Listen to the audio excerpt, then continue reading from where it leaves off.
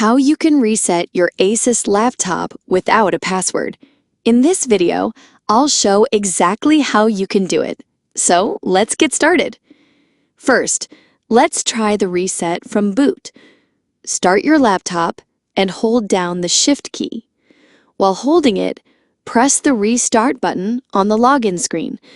This will take you to a special screen called Advanced Startup.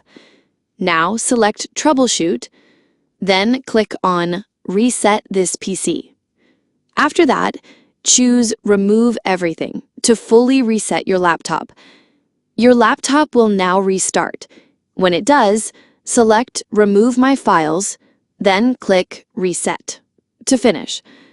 You can also reset it using a Windows installation DVD or USB.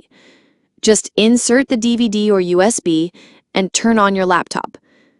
Choose your language and input options when the Windows screen shows up. Click Next, then click Install Now.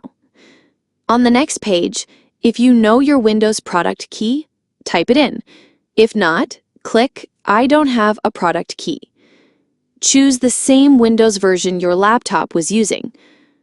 Click Next, then click I accept the license terms. Click Next again.